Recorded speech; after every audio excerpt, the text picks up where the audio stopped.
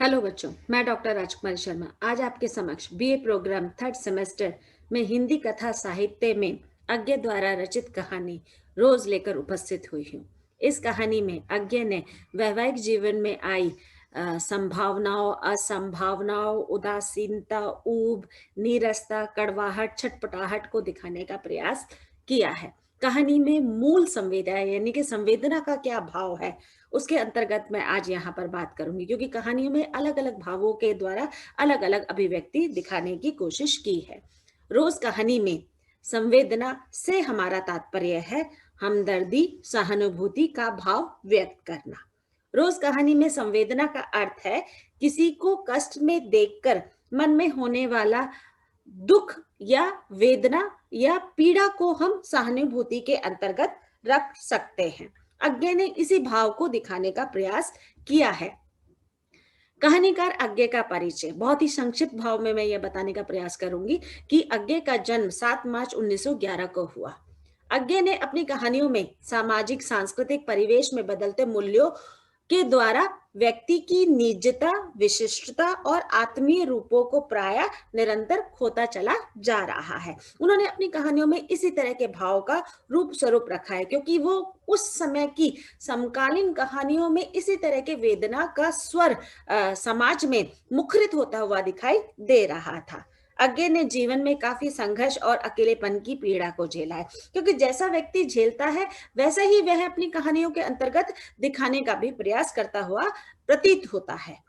अज्ञे को अनेक भाषाओं का ज्ञान था।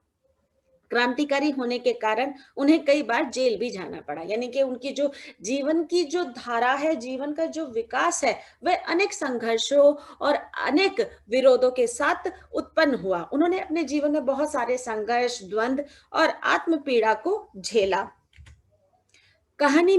रोज कहानी में संवेदना का अभाव निरंतर दिखाई देता है। अगर हम पूरी कहानी पढ़ेंगे, जब बच्चों आप कहानी पढ़ोगे ना, तब आप देखोगे कि इसमें किस तरह से एक वैवाहिक जीवन में आई ऊब और उदासीनता का रूप स्वरूप रखा है, कि किस तरह से व्यक्ति एक ही ढर्रे पर अपना जीवन यापन करता हुआ दिखाई देता है। क्योंकि हम भारतीय संस्कृति से रचे बच्चे हैं, तो हमें शादी के बाद जो मतलब उत्साह, जो रस हमारे मन में उत्पन्न होना चाहिए, निरंतर वह व्यस्तता के कारण उसमें अभाव आता हुआ दिखाई देता है। हम देखते हैं कि वैवाहिक जीवन में कुछ महीने तो बहुत ही सुखद पूर्वक बीते हुए दिखाई देते हैं, लेकिन जैसे ही कार्य का भार व्यक्ति के सर पर बढ़ता चला जाता है, तो वह केवल एक ही क्रियाकलाप के आधार पर अपना जीवन यापन करने लग जाता है। कहने का मतलब है कि कहानी में जो पात्र हैं वह अपने अपने स्तर पर कार्य करते हुए दिखाई देते हैं। उस कार्यों में कोई भी परिवर्तन की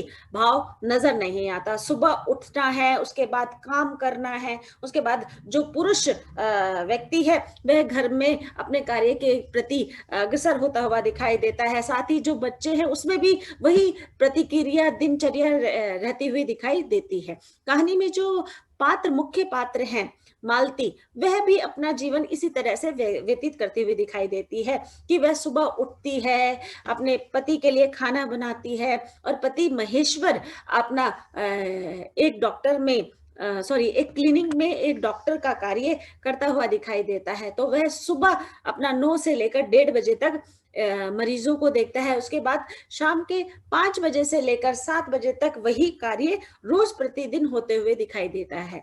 तो कहानी में किसी भी तरह का कोई मनोरंजन का भाव, कोई उत्साह का भाव, कोई अन्य रूप में हमें मनोरंजन दिखाई नहीं देता, जिसके कारण एक ही स्तर पर अपना जीवन यापन करना बड़ा कठिन मतलब दिखाई देता है। क्योंकि अगर जीवन में कोई उत्साह नहीं रहेगा तो हम कोई भी कार्य करने के लिए तत्पर वहां पर दिखाई नहीं देंगे।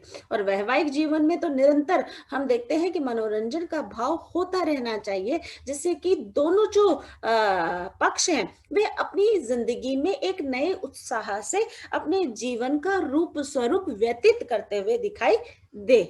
वैवाहिक जीवन में आई रिक्तता की समस्या हम देख रहे हैं कि लगातार हम वैवाहिक जीवन में देख रहे हैं, दाम्पत्य जीवन में देख रहे हैं कि लोगों के जीवन में रिक्तता का भाव आता जा रहा है। रिक्तता से हमारा तात्पर्य है कि उसमें अकेलेपन का भाव आता चला जा रहा है, उसमें संबंधों में खटास आती हुई दिखाई दे रही है, उसमें ऊब और अर्थहीनता का भाव आता हुआ दिखाई दे रहा है। तो वैवाहिक जीवन में अगर ये सारी अलगाव की भावनाएँ उत्पन्न हो रही है, तो दाम्पत्य जीवन बहुत समय तक एक दूसरे के साथ नहीं बिताया जा सकता, उसमें बहुत सारी कड़वाहट उत्पन्न हो जाएगी। तो हम देख रहे हैं कि इसी तरह का भाव आज से ही नहीं, आपके प्राचीन काल से हम अभी तक देखें तो अन्य कहानियों में हमें यह रूप स्वरूप दिखाई देगा, या हम देखें कि किस तरह के धारावाहिक भी हम लोगों ने देखे हैं, कहानियां भी अनगिनत हम लोगों ने पढ़ी है, उसमें वैवाहिक जीवन में किस तरह से उदासीनता का जो भाव है, ऊब जो है, वो निरंतर एक तरह से घर करती चली जा रही है, और उससे संबंधों में बहुत सारा, हम कहें कि दुराभाव उत्पन्न हो गया है। और दुराभाव उत्पन्न होने से व्यक्ति अलग-अलग, मतलब एक ही परिवार में रहते हुए 3 सदस्य हैं और तीनों अलग-अलग तरह से जीवन यापन करते हुए दिखाई देते हैं।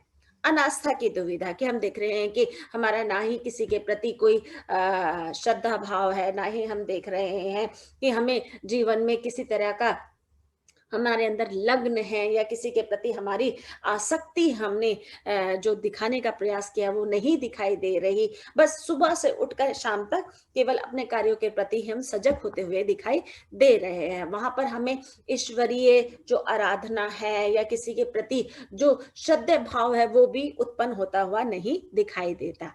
नारी जीवन की भावनाओं का खंडित रूप यहाँ पर दिखाया है, कि अगर आप एक जैसा जीवन यापन करेंगे, अगर हम ये कहते हैं, बहुत सारी उक्तियां भी इस पर प्रचलित है, बहुत सारे मुहावरे भी गढ़े हुए हैं, कि अगर एक जैसा खाना हम रोज खाएं तो उस खाने के प्रति जो हमारा आस्वाद है वो लगातार उत्पन्न होता चला जाएगा, उसमें किसी भी तरह का जो जीवा को स्वाद चाहिए वो स्वाद नहीं मिलता। अगर हम डिफरेंट, यानी कि भिन्न भिन्न व्यंजनों का रसास्वादन करते हुए नजर आता है, तो हमारी जो जिंदगी है उसमें भी इसी तरह के स्वाद का रूप उत्पन्न होते हुए दिखाई देता है। अगर हमें इस तरह का भाव हमारे जीवन में नहीं है तो संबंधों का खंडन होना निश्चित है। तो हमने दिखाया है कि किस तरह से जो वैवाहिक जीवन में है, पति पत्नी अगर एक दूसरे के प्रति भावनाओं के प्रति सजग नहीं है, उनकी इच्छाओं के प्रति अग्रसर नहीं होते हैं, और उनकी जो भावनाएं हैं उनका आदर सत्कार नहीं करते हैं,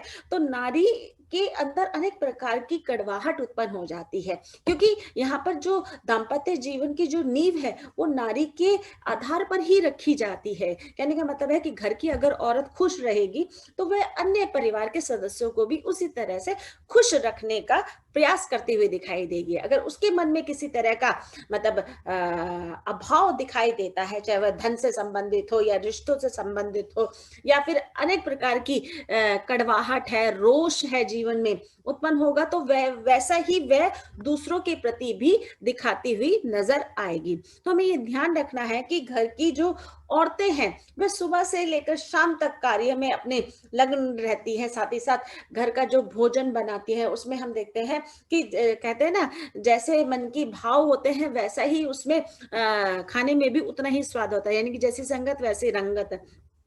तो हम ये देखते हैं कि किस तरह से अगर इंसान का भाव अच्छा प्रतीत होता है तो वो भाव अन्य रूपों में भी हमें दिखाई देता है। नारी जीवन की छटपटाहट, अगर वह उसकी इच्छाओं को ध्यान से नहीं देखा जाता, या उसकी इच्छाओं का मान नहीं रखा जाता, उसके शब्दों का आदर सत्कार नहीं है, उसका आदर सत्कार नहीं है, तो वह अपने जीवन में अनेक प्रकार की छटपटाहट से गुजरती हुई नजर आती है। और ये छटपटाहट कहीं ना कहीं आपके वैयक्तिक जीवन या दाम्पत्य जीवन में भी अहम रोल निभाती हुई नजर आती है। तो हम देखते हैं कि जो घर की नारी है, जब मालती है, जो वह पति के लिए सुबह उठती है, ब्रेकफास्ट तैयार करती है, उसके बाद पति को भेजती है क्लीनिंग के लिए, फिर दोपहर के वक्त खाने की पूरी व्यवस्था करती है, उसी तरह से घर में जो एक बच्चा है उसके प्रति भी वही भाव है कि अगर वो गिर भी जाता है तो माँ का किसी भी तरह का जो वात्सल्य प्रेम है,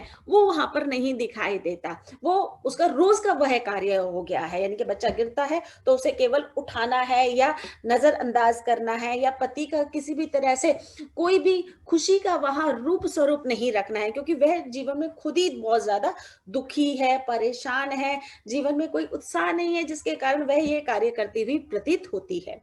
व्यक्ति जीवन की कल्पनाशीलता और मनोवैज्ञानिक विश्लेषण है। हमारे यहाँ पर बहुत सारी कहानियाँ ऐसी रची हुई है जो कल्पना के आधार पर है। अगर व्यक्ति की कल्पना इच्छा वहाँ पर सत्कार करती हुई दिखाई देती है, तो उसमें अनेक प्रकार की उमंगों का अभिभाव दिखाई देता है। अगर उसमें मनोविश्लेषण दृष्टि से अगर देखें, तो इसमें तरह के अलग रूप दिखाई। तो इसी तरह से हमने देखा कि किस तरह से व्यक्ति जीवन की जो कल्पनाशीलता है और मनोवैज्ञानिक विश्लेषण है, उसका आधार जीवन पर किस तरह से पड़ता हुआ दिखाई देता है। अगर हम अकेले रहते हैं या हमारे अंदर कोई भी उमंग नहीं है, जीने की कोई ललक नहीं है, तो हम उस तरह के कार्यों में भी अपनी भागीदारी नहीं करते हुए दिखाई देते, और हमारा जो मानसिक शोषण है, शारीरिक शोषण है, वह दिन प्रतिदिन बढ़ता चला जाता है, जिससे अनेक प्रकार की विडंबनाएं हमारे जीवन में बढ़ती चली जाती है। और ये विडंबनाएं जीवन में कहीं भी कारगर सिद्ध नहीं होती, क्योंकि एक वैवाहिक जीवन जीने के लिए हमारे मन में अनेक प्रकार के उमंगों का भाव होना बहुत ज्यादा जरूरी है। अगर ये उमंग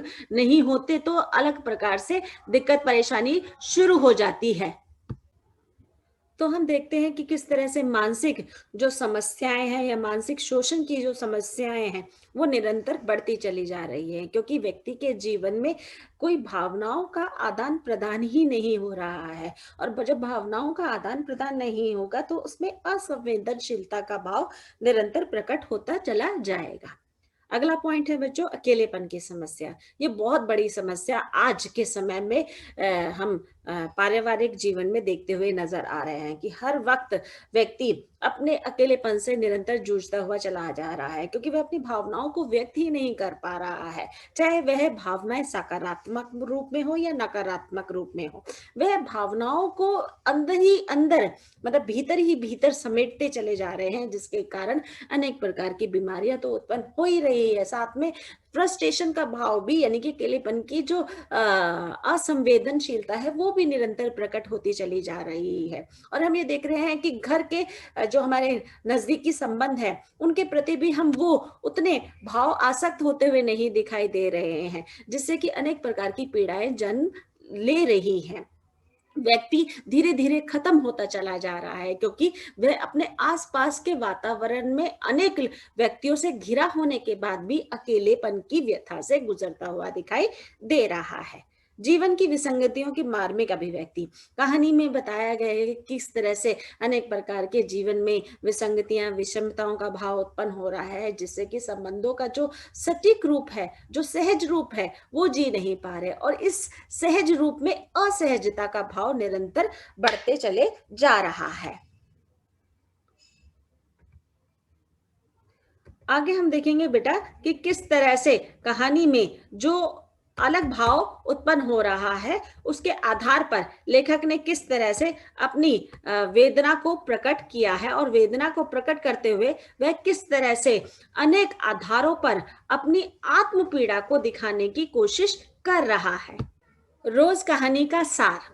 रोज कहानी में किस तरह के कहानी का जो आधार है वो प्रस्तुत किया है, उसे मैंने तत्वों के आधार पर, यानी कि मुख्य बिंदुओं के आधार पर प्रस्तुत करने का प्रयास किया है। कहानी एकल परिवार की है, जिसमें स्त्री, पति और एक बच्चा है। पति महेश्वर व्यवसाय के रूप में एक डॉक्टर है, जो सुबह 7 बजे से दोपहर 1:30 बजे तक अपना कार्य करता है, और शाम को एक आध मरीज भी देख लेता है। पत्नी मालती की रोज की दिनचर्या वही है जो वह निश्चित रूप से व्यक्त करती हुई नजर आती है, यानी कि जीवन में अगर आप एक जैसी क्रिया प्रतिक्रिया करते हुए नजर आते हैं, तो आप उसके प्रति उतना गंभीर भाव प्रस्तुत करते हुए नहीं दिखाई देते, बल्कि उसमें उमंगों का जो है त्याग करते हुए चलते हैं। लेखक मालती के दोस्त के रूप में बताया गया है, जो बचपन से जानता है और समझता है, यानी कि कहानी में जो पात्र, मुख्य पात्र मालती है, यानी कि नायिका है, उसके समक्ष जो लेखक है वह अपने आप को प्रस्तुत करते हुए देखता है कि बचपन में वे किस तरह से दोनों सखी या सखा भाव से अपना जीवन यापन करते थे, एक दूसरे के साथ खेलते थे। मालती कितनी चंचल स्वभाव की थी, पर आज वो वैवाहिक जीवन में किस तरह से पीड़ित या पीड़िता के रूप में दिखाई जा रही है, कि जो भावनाओं से लबालब थी वह कैसे अभावनाओं के संकेत में निरंतर नजर आती हुई दिखाई दे रही है। शादी से पहले की स्थिति और बाद की प्रस्तुति का चित्रण किया है कि शादी से पहले किस तरह से मालती अपने मन के उद्गारों को व्यक्त करती हुई नजर आती थी, पर ऐसा क्या हो गया कि शादी के बाद वह अपने चंचल स्वभाव को भी खोती हुई नजर आ रही है। उसमें कोई भी भावना का पुट वहां पर नहीं दिखाई देता, कोई भी उत्साह नहीं दिखाई देता, कोई भी उमंग या रुचि नहीं दिखाई देती। इसका लेखक के जीवन में बहुत गहरा आघात पहुंचा है। वह मालती को देखकर भयानक रूप से घबरा जाता है और वह सोचने के लिए आमादा हो जाता है। परिवार के बीच भावनाएं, संवेदनाएं खत्म होती जा रही है। यह सभी गैग्रीन रोग से ग्रस्त पात्र दिखाए गए हैं। गैग्रीन से हमारा यहाँ तात्पर्य है कि पहले अज्ञे ने इसे गैग्रीन शीर्षक के द्वारा कहानी को चित्रित किया था। अब इसका जो रूप है वह आपका रोज से तारतम्य दिखाते हुए नजर आया है। कहने का तात्पर्य है कि गैग्रीन एक रोग के समान है, जैसे कि व्यक्ति में कोई भी भावनाएं, संवेदनाएं नहीं है और वो केवल अपना एक ही राह पर अपनी जिंदगी को व्यक्त करते चल रहा है, तो वह मतलब एक बीमारी से जूझता हुआ दिखाई दे रहा है, क्योंकि उसमें किसी भी तरह की भावनात्मक रूप का स्पष्टीकरण नहीं दिखाया गया है। तो लेखक इन आधारों पर कहानी को व्यक्त करते हुए चलता है। अगला पॉइंट है, भाषा, संस्कृति और मूल्य को कहानीकार ने दिखाने का प्रयास किया है कि अपनी कहानी रोज में भाषा का जो उच्चारण है, भाषा की जो प्राथमिकता है, जो अभिव्यक्ता है, जो सरलता है, सहजता है, स्पष्टता है, वह कहानी में संस्कृति, सभ्यता, मूल्य के आधार पर दिखाने की कोशिश की है।